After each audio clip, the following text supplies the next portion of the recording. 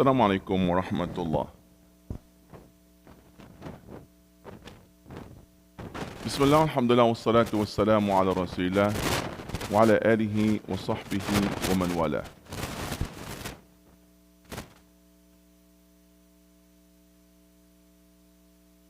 My dear brothers and sisters,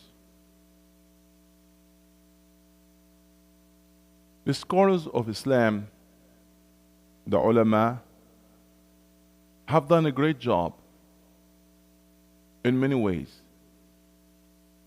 And they gain high respect from the ummah. And Allah subhanahu wa ta'ala used them as means of guidance. And one of the things that they did, they summarize the Islamic jurisprudence, al-fiqh al-Islami, in operational maxims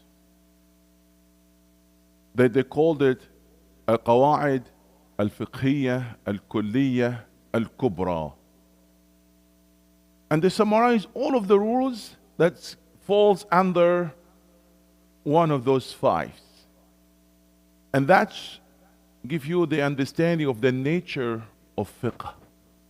And it's very beautiful that to understand that, because that will shows you the beauty of Islam and at the same time give you a better understanding of the wisdom behind the rules. And that actually will motivate you to come forward to apply that rules. And you live Islam by purpose. And that really matters. And one of those maxims that they called it al-mashaqqatu tajlibu at-taysira. Summarize it in this, which means difficulty causes ease. And that's a main rule, and under that rule many other rules. So when it say kubra, they mean under that many other rules.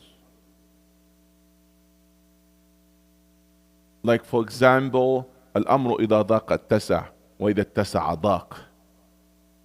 And those rules being taken from the Quran and Sunnah, from the spirit of the Quran and Sunnah, where there are many ayat and hadith talk about that. ما جعل عليكم في الدين من حرج يريد الله بكم اليسر ولا يريد بكم العسر. So understand that rules, that to actually give you broad understanding for those texts in the Quran and Sunnah. And there are many implications for that.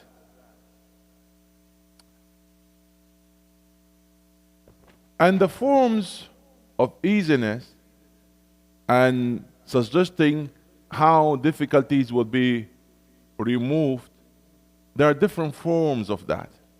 There are different forms.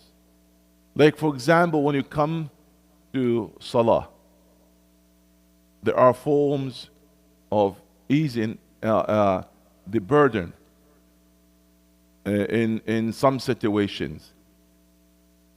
And for example, today we highlighted some of that when we combine Dhuhr and Asr, as that's one of the forms of making it easy. And we can actually mention 8 different examples that just related to Salah, that's how difficulties could bring easiness. And for that, for example, that's combining prayer. That's one of that the reason behind it, that to make it easy for people. And something we have to understand when I say that bringing ease, that's within its parameter. Because sometimes people, they say, oh, brother, deen yusr. The religion is easy, take it easy. No, it doesn't mean that, you'll be out of its rules. It's within its rules, you will see the samaha, the beauty of it, that there's a consideration in many ways. So, if I want to mention some of those examples, That's how they make it easy, like, on rules. That's, as I said, combining the prayer. That's one of that. Shorten the prayer, qasru salati. That's within certain condition. Isqatu salah, isqatuha, yeah? Dropping that.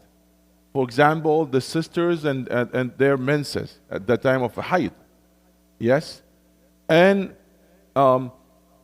sometimes, تأخيرها لأصحاب الضرورة, that to left the pain, left the blame and the sin if somebody delayed for a reason. أصحاب الضرورة delayed in the وقت الضرورة, because the time of salah divided as optional time and the necessity time. So if somebody delayed to the necessity time, has no sin if it's within those people of necessity. Dropping some of the action that you are not able to do it, and do it in a way that you're able.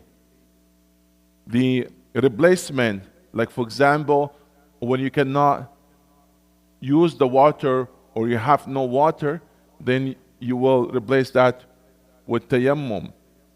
And same time, like giving multiple options, where you can choose one of that. And also al-ibdal, if you cannot do this, there's another alternative.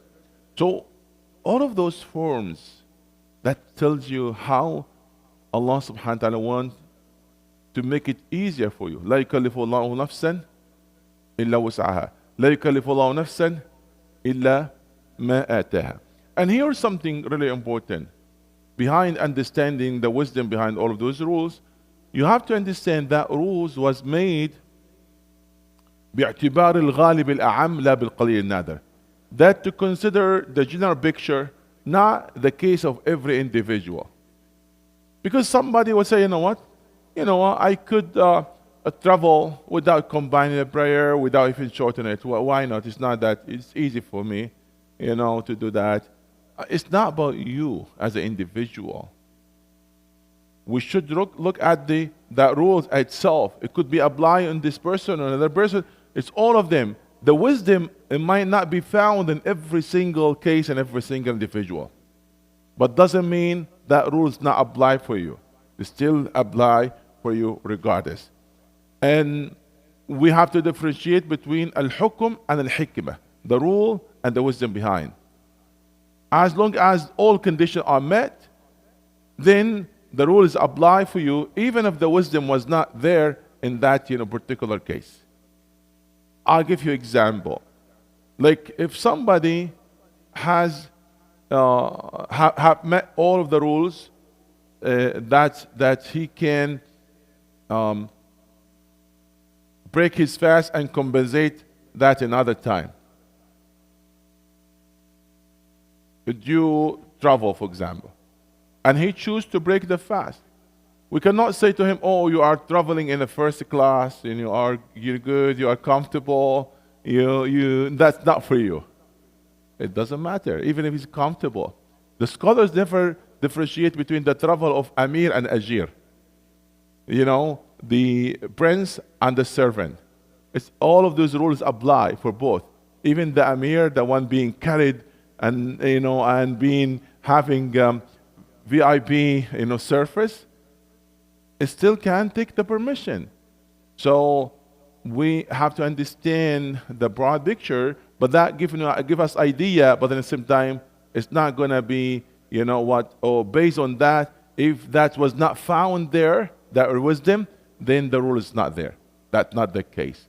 But understanding that actually give you better understanding for your situation, give you understanding for the nature of rules in Islam, and that was made for you to make that practice easier for you. And inshallah, from time to time, we'll address generally those maxims, so you have better idea. So what's the maxim of today? They called it al-mashaqqatu tajdibu taysira. Al-mashaqqa tajdibu taysira. Wherever there's a difficulties, you're expecting that rules will be lifted or being replaced or one of the forms of easiness. I give you example for that just to understand. Now, the general rules and the norm that you should not touch mushaf without having wudu. But let's say a student reciting Quran and he's sitting there for hours, or a teacher, a man or a woman, even a woman in her menses. So she's a teacher of Quran.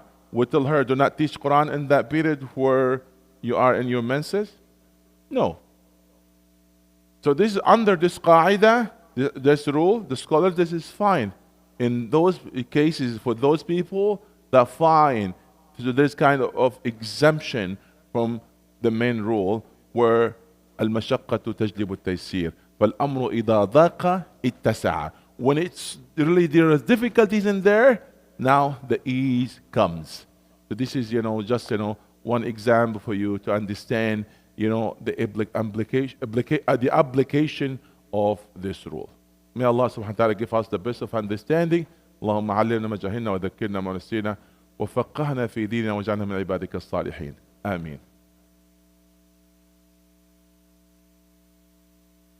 Did you stop it?